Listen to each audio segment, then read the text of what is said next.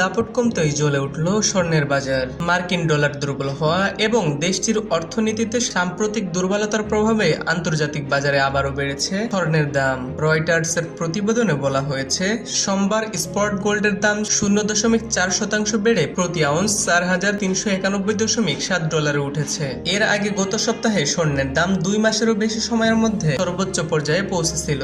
এদিকে ডিসেম্বর ডেলিভারির মার্কিন গোল্ড ফিউচারের দামও 0.3% বেড়ে $4,448.10 হয়েছে। একই সময়ে মার্কিন ডলার সূচক কমেছে 0.1%। ফলে অন্যান্য মুদ্রায় লেনদেন করা বিনিয়োগকারীদের কাছে ডলারের মূল্য নির্ধারিত স্বর্ণ তুলনামূলক সস্তা হয়েছে। স্বর্ণের দাম বাড়ার পেছনে আরেকটি বড় কারণ যুক্তরাষ্ট্রের সুদের হার নিয়ে নতুন প্রত্যাশা। সম্প্রতি দেশটিতে কর্মসংস্থান প্রত্যাশার তুলনায় কমেছে, পাশাপাশি মূল্যস্ফীতির তথ্য ছিল তুলনামূলক নরম। ফলে আগামী মাসে ফেডারেল রিজার্ভের সুদের হার বাড়ানোর সম্ভাবনা কমেছে।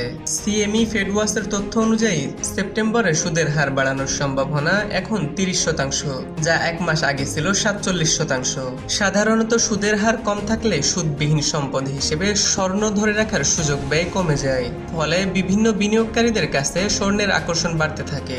বাজারের নজর এখন বুধবার প্রকাশিতব্য ফের জুলাই বৈঠকের কার্যবিবরণীর দিকে।